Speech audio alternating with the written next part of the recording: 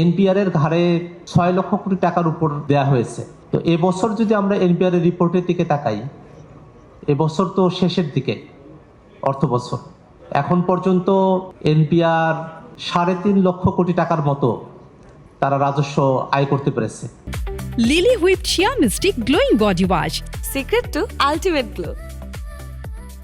তো যে প্রতিষ্ঠানটা এবছর 3.5 লক্ষ কোটি টাকার মতো রাজস্ব আয় করতে পারলো, সেই একই প্রতিষ্ঠানের কাছ থেকে যদি পরের বছরই 6 লক্ষ কোটি টাকার উপরে, অর্থাৎ দ্বিগুণের মতো বা কিছু ক্ষেত্রে দ্বিগুণের বেশি, 6,95,000 কোটি টাকার মতো, সেটা যদি রাজস্ব আয়ের যদি একটা চিন্তা করা হয়, এত বৃহৎ পরিসরে যদি এই রাজস্ব আয়ের চিন্তাটা যদি সেখানে করা হয়, সেটা বাস্তবসম্মত কিনা, সেটা একটা বড় প্রশ্নের বিষয় হয়ে থেকে যায়।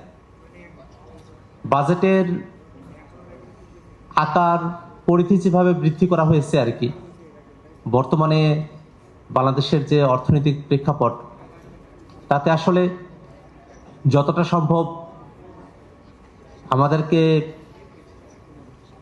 আমাদের আয়ের দিকে নজর দেওয়া দরকার ছিল। তো আমরা যে ঘাটতি বাজেটের দিকে গেলাম, সেখানে এই ঘাটতি পূরণের জন্য বৈদেশিক ঋণ তো আছেই, দেশীয় ব্যাংকগুলোর কাছ থেকে লক্ষ কোটি টাকার উপরে ঋণ নেওয়া হবে। যদি দেশীয় ব্যাংকগুলোর কাছ থেকে সরকার এত বিপুল পরিমাণে ঋণ গ্রহণ করে, তো প্রাইভেট সেক্টর সেখানে বিনিয়োগ করার মতো ব্যাংকগুলোর কাছে আর অতিরিক্ত অর্থটা থাকবে না।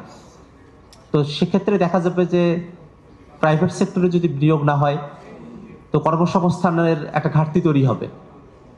তো মোটা দাগে এই বাজেটের মধ্যে কর্মসংস্থান কিভাবে বৃদ্ধি করা হবে তার ব্যাপারে সুস্পষ্ট পরিকল্পনা এমনিতেই নাই। তার উপরে যদি ব্যাংকের কাছ থেকে ঋণ নিয়ে সরকারকে বাজেটের অর্থ পুষিয়ে নিতে হয়, এবং যে পরিমাণ ঘাটতি বাজেটের এখন লক্ষ্যমাত্রা, এবং বছর শেষে সেটা আসলে যে পরিমাণে গিয়ে পৌঁছাবে, সেটা প্রায় বাজেটের এখন যেটা ঘাটতি বাজেট বলা হচ্ছে তার দ্বিগুণে পরিণত হতে পারে। সেক্ষেত্রে সেটা বড় ধরনের একটা ক্রাইসিস আমাদের সামনে তৈরি করতে পারে আর কি।